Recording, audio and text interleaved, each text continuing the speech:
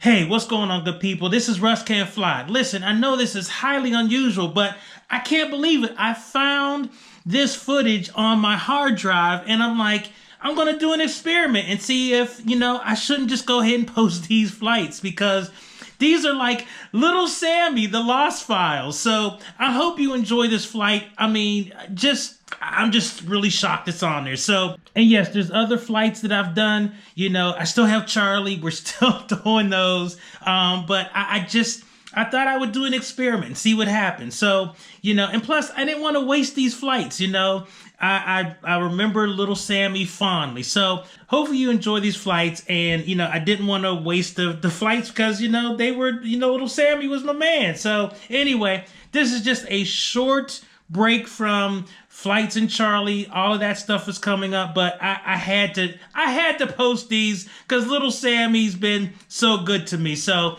enjoy the flight in little Sammy. Hey, what's going on, good people? Welcome to Russ Can Fly. I am flying to Kingston, Ulster Airport. Come fly with me. Let's go.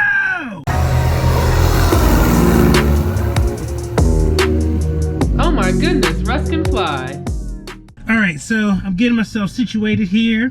And yes, I'm flying to Kingston, Ulster Airport, 20 November.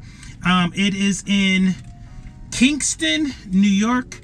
All right, so it is going to be 120 nautical miles. So about an hour and 3 minutes. I actually have an 11 knot tailwind, so that means it's going to take me even longer to come back. But yeah, so it is up in Kingston, New York. So gonna get this engine started. Well, first get my seatbelt on, then get this engine started, and then we will get on out of here. So enjoy the flight. Flip rock. Check. Check. 1 2 1 2. There we go. All right, so got the engine started. Let's check that oil pressure. Looks decent. Suction looks good, and I don't really have to worry about suction too much just because of what's going on with the avionics. Although, the heading indicator, still gotta make sure we're good that way. All right, let's get this. Half left, half up. Good. Check Z brakes. Heard a couple people calling for Doylestown. All right, little Sammy. All right, brakes are good. And I basically just take my feet and touch the top of the pedals, and those are the brakes. All right, so let's go ahead and follow the fuel truck to runway 20 or 23. Okay, so yeah, so this is going to be a fun flight. What I'm going to do is not only am I going to focus on flying to a new airport, but I'm really going to focus on trying to fly with the Garmin, really following that line as opposed to Doylestown traffic. We're on a right base for 23. Is there landing traffic? Are you still on downwind? We're still on downwind, yeah, to Mike Alpha. Okay, thank you. Sloppy approach. I apologize, but I'm turning final to 23 now. Full stop. Yeah, he's coming in right. Look, so you can't see him, but this Pilatus or whatever, I don't know why Pilatus is landing at Doylestown. That is just crazy. But see him up there? Hopefully the camera is capturing that. But he came in like on a right pattern. And there was actually a student pilot calling on left downwind. So he did admit that it was a sloppy approach. But yeah, I mean, at least they're communicating. And that's the bottom line. But a Pilatus, look at that. I mean, those things are awesome. This airport is tiny.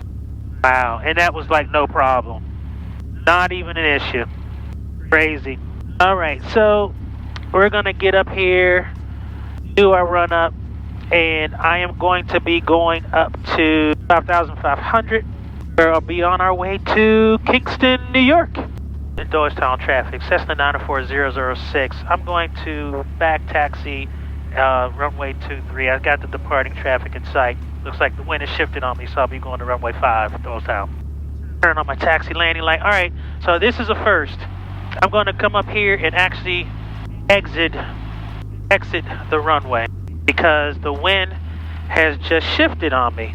So normally you see I would line up here, But nope, I'm going to exit right up off of this runway and go back. And Doylestown traffic, Cessna 94006, clear of runway 23, taxiing to runway 5. Wind has shifted, so I'll be departing runway 5, Doylestown. Other aircraft at Doylestown on the ground. You said you're taxiing to 5 or you're taxiing back to your parking? I was actually taxiing back to 5 because I thought the wind had shifted back on me, so I was going to depart runway 5. I just saw that other Skyhawk, but looks like the wind has shifted again. So I'll go back to 2-3, depart 2-3. Alright, roger that. Yeah, it seems like the Fox favoring 2-3, that's what we're using.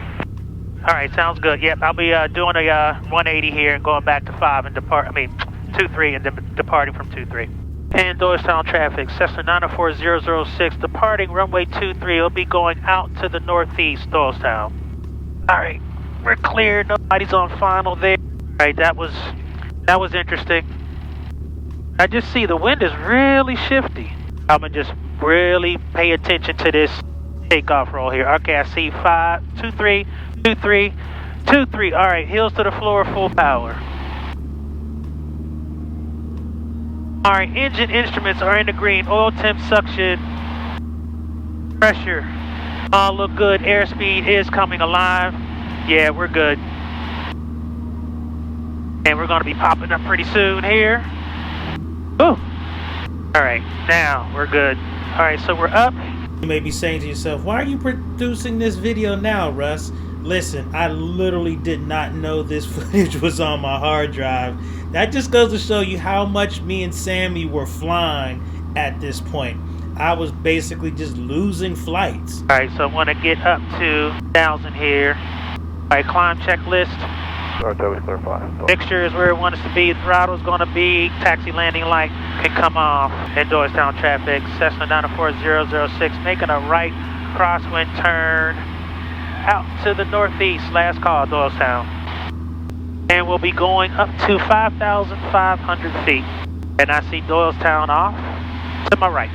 Alright, so what I'm going to do, turn the iPad off for a second and really try to get my track on the GPS. Hit that line and hold it. Alright, so now that I am still climbing up, I can now change my frequency here. Kingston 122.8, and I'm not expecting to hear anything for a while. 122. About so my desired track is 040.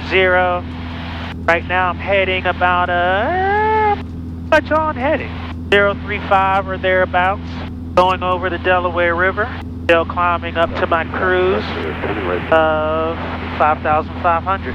Okay, so how's everybody doing?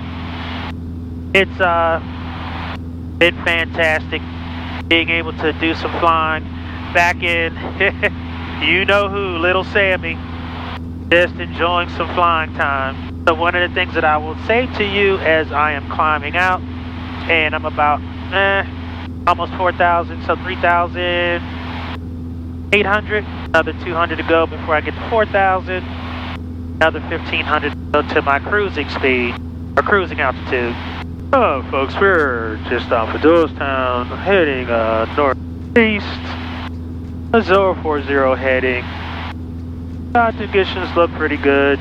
Got about an hour and 7-minute flight to Kingston, New York. We'll be flying on 5,500. Enjoy your flight, and now we get in any rough weather, might have to turn the seatbelts on, but for now, just sit back and relax and enjoy the flight. Oh my gosh. Alright, so we got about 1,000 feet to go before we get to cruise. Believe it or not, in my climb, I'm doing 102. Oh no, ground speed is about 98 knots over the ground in climb. That means we have a nice healthy tailwind. So that means it's gonna be definitely a little slower coming back. Alright, so I'm just doing a iPad check-in here. Now, one of the things I will say is that I might have to call another audible, and I know it's crazy, but here's my concern. Right now, I'm estimating to get there at 205, and I know I have a tailwind. That means it'll be even slower coming back. I do know that over time, what's going to be happening is that the weather is supposed to be deteriorating later tonight. Also, I'm going to be flying slower, and no, I am just not proficient in my night flying skills.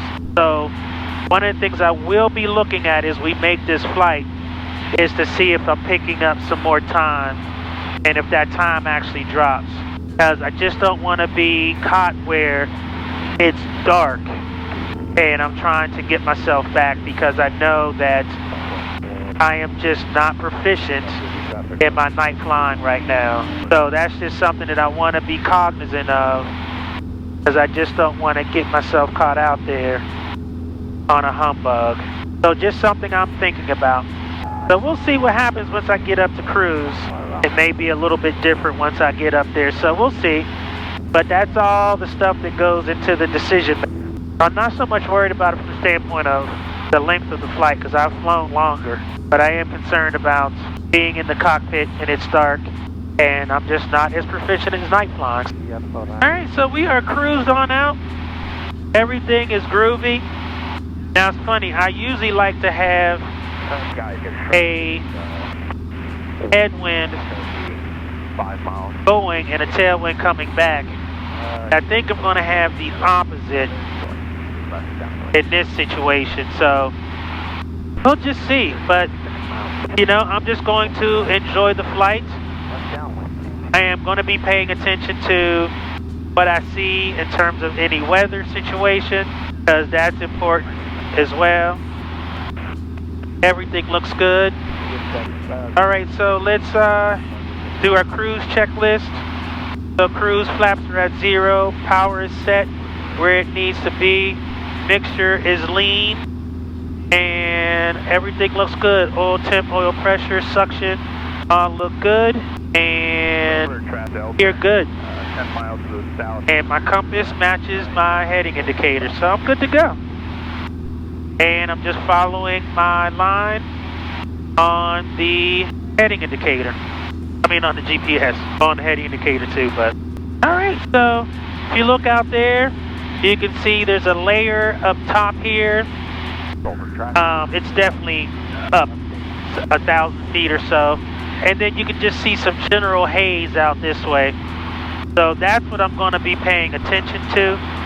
Just making sure that that doesn't get too thick on me.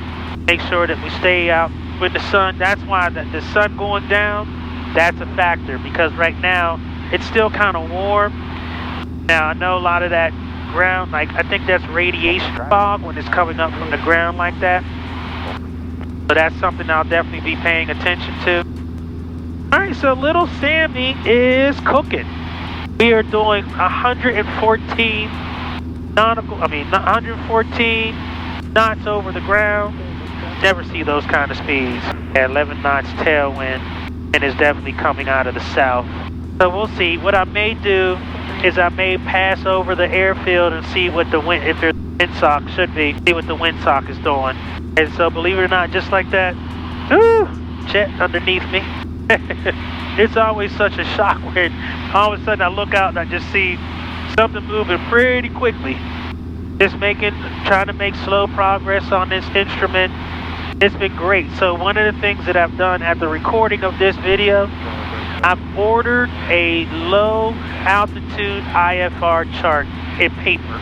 And the reason why I've done that is because I really want to, feeling kind of light, definitely getting a nice little push here, is I want to be able to get the chart and really start looking at all the symbology and understand all of the stuff on the chart. Because there's a few things on there that I don't know. Now, I realize I just figured out that the changeover, so there's this S on the chart, the changeover, that's like VOR distance, and I think VOR reception, 22 nautical miles, 22 and a half, something like that. So when you see this changeover point, I think they may change the altitude because you want to be able to have that altitude to make sure that you got the reception that you need. Now, one of the other things I'm going to have to think about here too is fuel, because I'm using less fuel going because of the tailwind. So I'm definitely going to be using more coming back. So that's the other thing I have to contemplate is if I'm going to need a fuel stop. Now, one of the things that's kind of interesting is if you look out here, so I'm still well below this cloud deck. It looks a lot closer than it is. But this haze. And that haze is, for all intents and purposes, visible moisture. If you can see haze or fog, that means that there is water droplets in the air. So one of the things I'm going to be not like looking at is making sure I'm looking for any potential icing. So that's the one thing, other thing I'll be looking at. Because as you look out, well, you can't see them now, but if you look out this way, you can't really see, but I see a lot of these little lakes and reservoirs and whatnot. So these little lakes and stuff that are over here, you can even see if I were to turn. It looks like there's some kind of ski resort down there. They're frozen, like there's a lot of ice on them. So cold and water and metal have a nice combination of potential icing, for sure. All right, so turn this heat down a little bit. It's actually getting a little warm in here. Getting a little warm up in this piece. It's funny how for flight in the Sentry, it picks up my own tail beacon. So I'll be like, traffic, 6 o'clock, same altitude. Yeah, that's you, little Sam. And it just does it every now and then. It's just like kind of wild. Okay, so just doing a check-in. We are about 47 nautical miles, about 25 minutes, and we're making great time. I mean, we are cooking, man. Nothing like a good tailwind. One of the things I'm noticing in little Sammy is he gets pushed around really easily. So it's like trying to keep my track really difficult. One thing that's kind of interesting about flying upstate New York is how much farming there is. You think of New York, and I think immediately your mind goes to New York City, and because of that, you don't think about farming. But there's lots of farming in New York. Who knew, right? Who knew?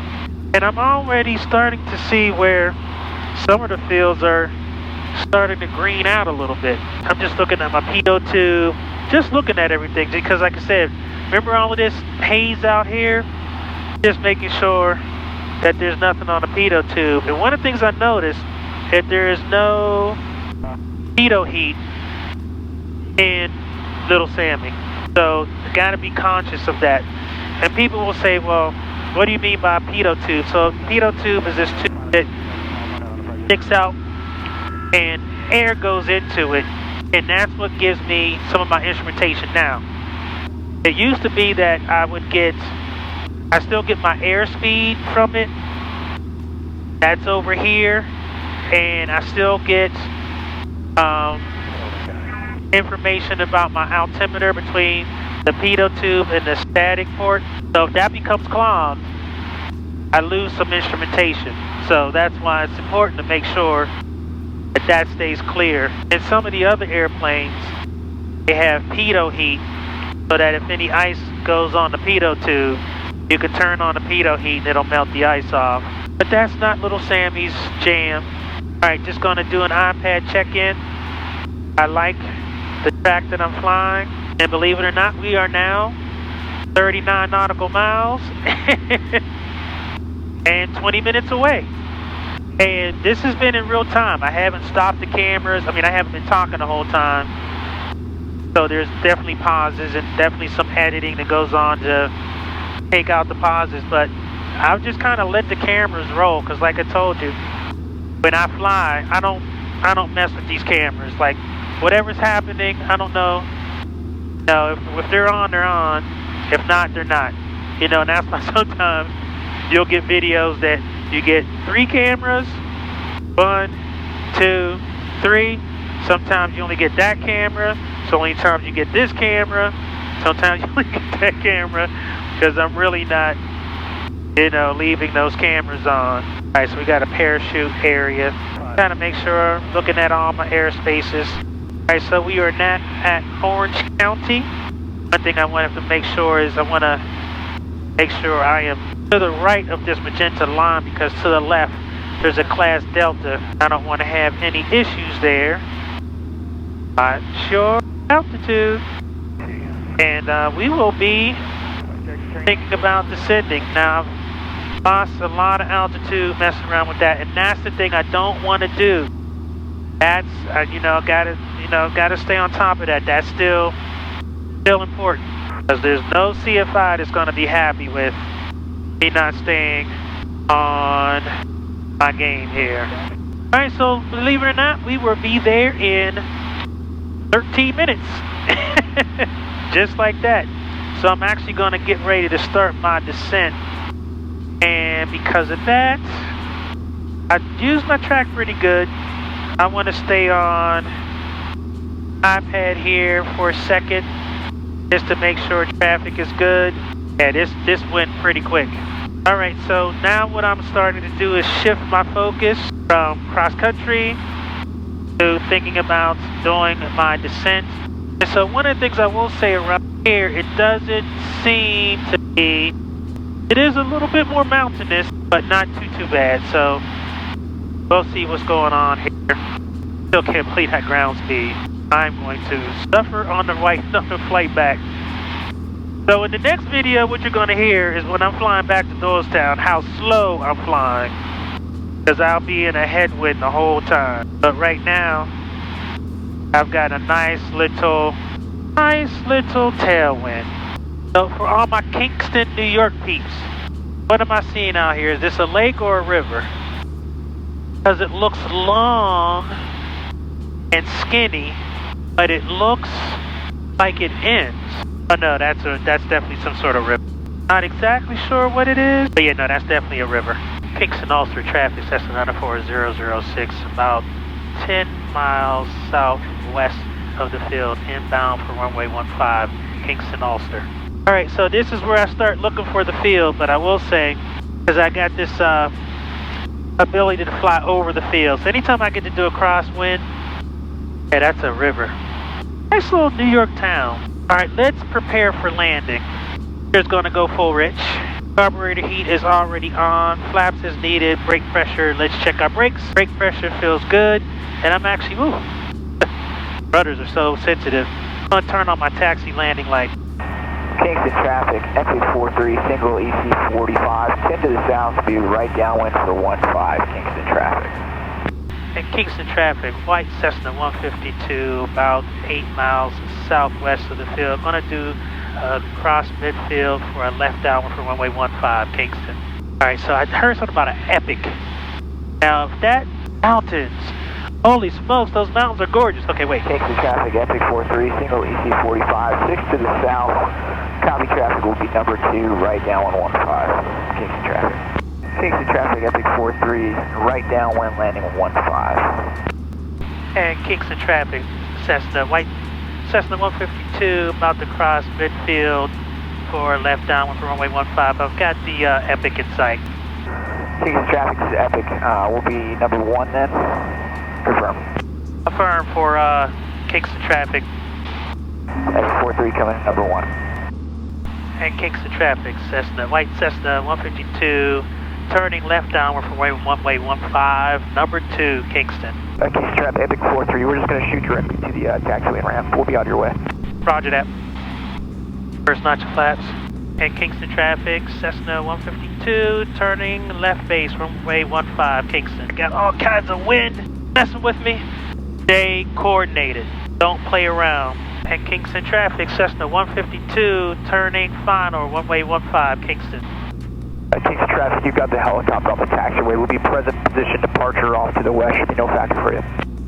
Roger that. Be careful, please. Stay coordinated. Kind of fast. You're a little high, but that's okay. So this flight was really easy, but I'm going to tell you, this landing was extremely difficult. The wind was really squirrely, and I definitely struggled. Definitely not my best landing, but I did my best. Get our last notch of flaps. Okay, got my last notch of flaps. Let's go ahead and put this baby on the ground, and you can see I'm pumping those controls like crazy. All right, let's go.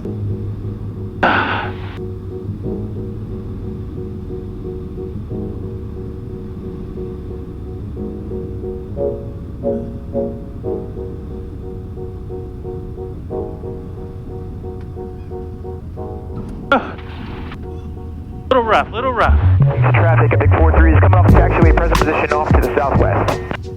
Whoa, that was rough, yo. That was rough. So look out there at those mountains. That wind is no joke, yo. Holy smokes. All right, so I need to go out here and get my mind right, yo. Oh my goodness, man.